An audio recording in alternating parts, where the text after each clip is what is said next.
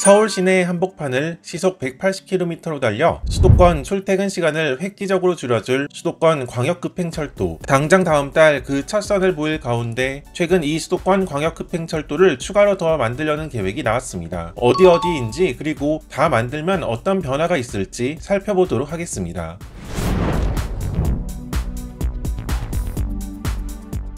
수도권 광역급행철도, 흔히 GTX라고 알려진 이 노선은 몇 가지 특징이 있습니다. 운행하는 열차는 지하철보다 빠른 시속 180km로 달린다는 점입니다. 현재 시속 180km로 달리는 열차는 ITX 청춘열차 정도로 국내에서 이 정도 속도로 달리는 열차는 사실 찾아보기 어렵습니다. 수도권 광역급행철도는 최고 속도를 높이고 정차역을 줄여서 경기도 혹은 인천광역시와 서울을 빠르게 이어주는 목적으로 짓는 노선입니다. 그러나 보통 서울 시내에는 이미 지하에 지하철 노선이 다니고 있다 보니 이 수도권 광역급행철도는 서울 시내 구간은 지하 40m 이하 대심도로 지어진다는 특징이 있습니다. 그래서 수도권 광역급행철도를 이용할 경우 타는 곳까지 내려가는데 깊이가 상당하다는 것을 느낄 것입니다. 다만 에스컬레이터는 물론 엘리베이터도 여러 대 설치해 이용하는 데 불편을 크게 줄여줄 것으로 보입니다. 물론 지하철보다 훨씬 속도가 빠른 열차가 운행하는 만큼 가격은 지하철보다 더 비쌀 것으로 보입니다. 아직 구체적인 요금이 확정된 것은 아니지만 현재까지 알려진 바에 의하면 국내에서 비싼 전철 노선으로 알려진 신분당선 정도의 운임 수준이 될 것으로 보이고, 이는 여객열차 중에서 가장 흔히 볼 수 있는 무궁화호보다는 더 비싼 요금입니다. 수도권 광역급행철도는 서울 시내는 대심도로 지나지만 서울을 벗어난 구간의 경우는 기존 철도 노선을 그대로 활용하는 구간이 많습니다. 이 이야기는 같은 선로를 따라 여러 노선이 같이 운행하는 경우가 많이 생긴다는 의미입니다. 일단 현재 추진이 확정되었거나 공사 중인 노선들은 A 노선부터 C 노선까지입니다. 이 중 A 노선은 현재 한창 공사가 진행 중으로 다음 달이면 일부 구간이 개통할 예정입니다. 먼저 이 노선을 살펴보도록 하겠습니다. 파주 운정 신도시에서부터 시작해 서울역, 삼성역을 지나 동탄역까지 짓고 있는 A 노선 중 다음 달인 2024년 3월 개통하는 구간은 수서역에서부터 동탄역까지입니다. 다만 3월에 이 구간이 개통해도 공사가 완료되지 않은 수인 분당선과의 환승역인 구성역은 개통하지 않고 6월에 개통한다고 합니다. 올해 말에는 파주 운정역에서부터 서울역 구간이 개통하며 내년 말 서울역에서부터 수서역 구간이 개통합니다. 참고로 여기서 말하는 GTX A 노선의 운정역은 현재 경의중앙선 운정역이 아니라 직선거리 3.5km 정도에 떨어진 별도의 운정역입니다. 또 내년에 이 구간이 개통해도 역시 공사가 다 완료되지 못한 삼성역은 무정차 통과하며 삼성역은 2028년 개통을 목표로 하고 있습니다. 창릉역의 경우는 2026년으로 예정되어 있습니다. 어떻게 보면 삼성역이 이 노선 중 가장 핵심적인 역이라 볼 수 있는데, 개통 시기가 늦어지는 만큼 내년에 전 구간이 개통해도 서울 강남으로 출퇴근하기 위해서는 인접한 역에서 다른 노선으로 환승해야 하는 불편함이 이어질 것으로 보입니다. 이 노선의 일부 구간은 현재 SRT가 운행하고 있는 수서평택 고속선과 선로를 공용하는 형태입니다. 최근 나온 계획에 의하면 이 노선을 더 남쪽으로 연장해 평택 지제역까지 GTX A 노선을 보내는 방안도 포함되어 있습니다.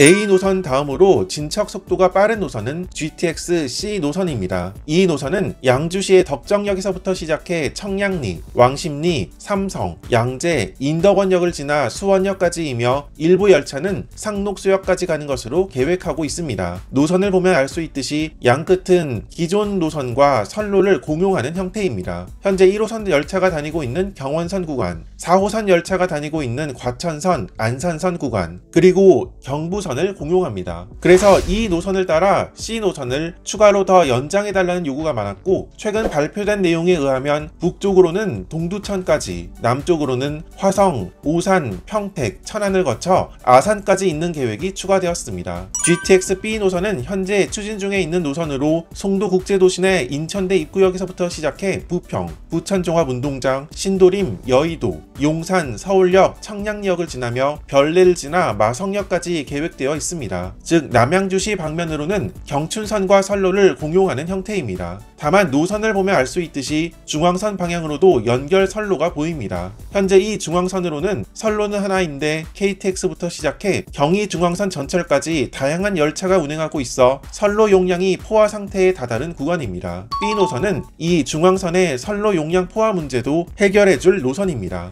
B 노선의 경우는 A, C 노선에 비하면 추진 속도가 다소 느린 편으로 2030년 이후 개통을 목표로 하고 있습니다. B 노선 역시 최근 나온 발표에 의하면 마성역에서 경춘선을 따라 쭉 연장해 가평을 지나 강원도 춘천까지 연장하는 계획이 추가되었습니다. 이렇게 보면 알 수 있듯이 A 노선부터 C 노선까지 양끝 구간 기존 선로와 공용하는 구간을 따라 추가 연장 계획이 이번에 추가되었으며, 이에 따라 충청남도, 강원도 지역까지도 수도권 광역 급행철도가 향하게 되었음을 확인할 수 있습니다. 다만 이 추가 연장의 경우는 이제 막 계획이 나온 것으로 구체적인 추진 여부 및 완공 시점 등은 아직은 알 수 없다는 점을 참고해 두면 좋겠습니다.